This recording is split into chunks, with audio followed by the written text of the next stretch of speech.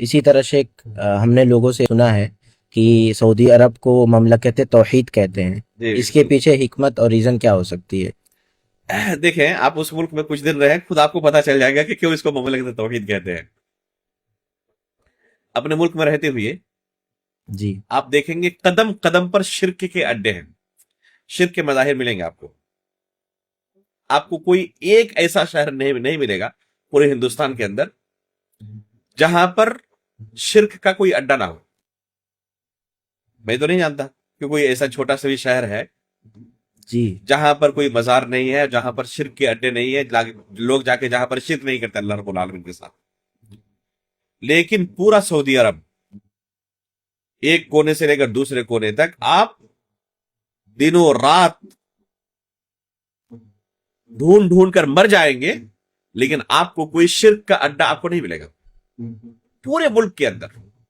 صرف مکہ اور مدینے کی بات نہیں ہے، پورے ملک کے اندر کہیں بھی آپ کو شرک کا کوئی اڈا نہیں ملے گا جہاں پر اللہ رب العالمین کے علاوہ کسی دوسرے کی عبادت کی جاتی.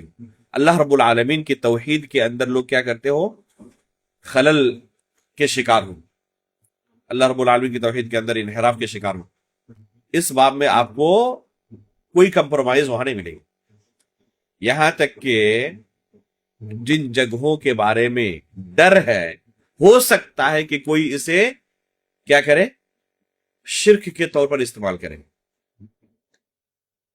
تو وہاں پر بھی سخت نگرانی ہوتی ہے.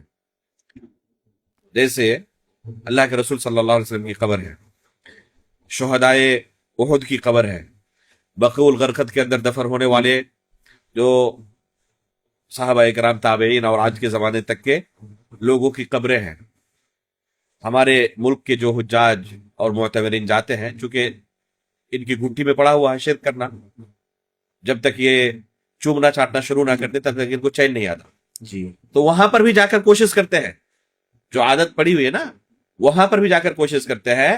بلکہ اپنی آنکھوں سے میں نے دیکھا، تھوڑا سا ان کو موقع ملا پولیس والے کی یا وہاں پر دعوتی امور میں جو مامور ہیں ان کی نظر ہٹی، حاجی صاحب فوراً سجدے میں گر پڑے قبر کے سامنے، قبر رسول کے سامنے یا بقیع الغرقد کے اندر. باضابطہ بعض لوگ قبر کو سامنے رکھ کر نماز شروع کر دیتے ہیں. اگر ان کو چھوڑ دیا جائے تو باضابطہ اسی طرح اس کو بھی بنا لے، اس ملک کو بھی جس طرح اپنے ملک کو بنائے ہوئے ہیں. لیکن اللہ کا فضل و کرم ہے، وہاں کی حکومت توحید کے معاملے میں حد سے زیادہ سیریس ہے. اس میں کسی طرح کی کوئی کمپرومائز نہیں، توحید کے معاملے میں کمپرومائز نہیں کر سکتے.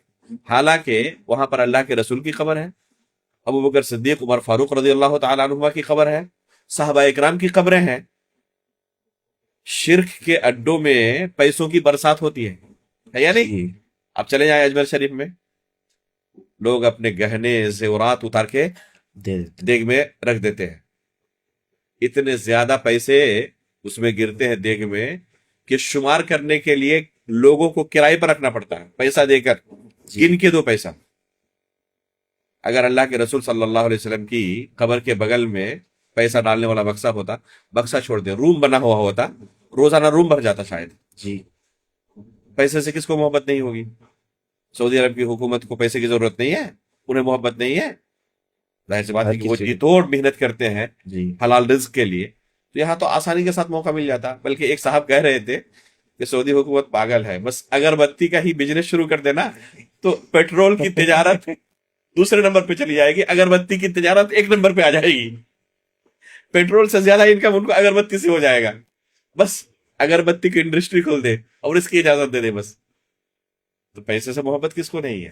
لیکن توحید کو آنچ نہ لگے، اس وجہ سے اس راستے سے پیسہ کمانے کے بارے میں سوچتے بھی نہیں ہے. بلکہ اگر کوئی شخص کوشش کرے تو حد سے زیادہ ان کے خلاف ایکشن لیتے ہیں. تو اسی لیے اس کو مملکت توحید کہتے ہیں. جو بھی اس ملک میں کچھ دن رہے گا اس کو خود بخود اس اس کو خود سوال کا بخود جواب اس مل کا جائے. اعتراف ہوگا کہ حقیقت میں یہ ملک مملکت توحید کہلانے کے لائق ہے، جی یہ حقیقت میں توحید کا بول بالا ہے. اور اللہ رب العالمین نے اسی وجہ سے برکت بھی دی ہے اس ملک کے اندر. جی جیسے کہ قرآن میں اللہ رب العالمین نے وعدہ کیا ہے نا، لَفَتَحْنَا عَلَيْهِمْ بَرَكَاتٍ مِّنَ السَّمَاءِ. تو اللہ رب العالمین نے برکتیں نازل کی ہے. اس توحید کی برکت ہم اپنی آنکھوں سے دیکھ رہے ہیں کہ کیسے اللہ رب العالمین نے نوازا ہے انہیں. تو یہ حقیقت میں امن بھی ہے اور امن کا بھی اللہ نے وعدہ کیا ہے. جی امن کا بھی اللہ تعالیٰ نے وعدہ کیا ہے، رزق کا وعدہ کیا ہے، برکتوں کا. تو اپنی آنکھوں سے ہم اس چیز کا مشاہدہ کرتے ہیں کہ ہر طریقے سے وہاں پر یہ چیزیں موجود ہیں. تو حقیقت میں وہ مملکت توحید کہلائے جانے کے لائق ہے، اور وہی ایک ملک ہے آپ کہہ سکتے ہیں، یا اس کے آس پاس کے جو ممالک ہیں، جی کہ یہ ممالک ایسے ہیں جو شرک کے اڈوں سے اللہ کے فضل و کرم سے پاک ہے. دوسرے عرب ممالک بھی جو ہیں اس کے آس پاس کے جیسے خلیجی ممالک آپ کہیں، تو وہاں پر بھی آپ کو شرک کے تعلق سے یہی تقریباً ملے گا، لیکن جس قدر سعودی حکومت حساس ہے اس قدر حساس آپ کو نہیں ملے گا. یعنی اگر کوئی شرک کر رہا ہے تو ایسا نہیں کہ اس کے اوپر اس طرح سختی رکھی جائے، پابندی لگائی جائے. بلکہ افسوس کی بات ہے کہ امارات کے اندر مندر بھی اب جی تعمیر ہونے جا رہی ہے. تو یہ تصور نہیں کر سکتے آپ سعودی عرب کے اندر کہ وہ شرک کی اجازت دیں گے یا شرک کے اڈوں کی اجازت دیں گے، یا کوئی زبردستی شرک کرنا چاہے اور وہ دیکھ رہے ہو تو اس کے خلاف ایکشن نہیں لیں گے. اس چیز کا آپ تصور نہیں کر سکتے، اسے وہ برداشت نہیں کریں گے. توحید پر آنچ آئے اسے برداشت نہیں کر سکتے وہ. تو حقیقت میں وہ مملکت توحید ہے.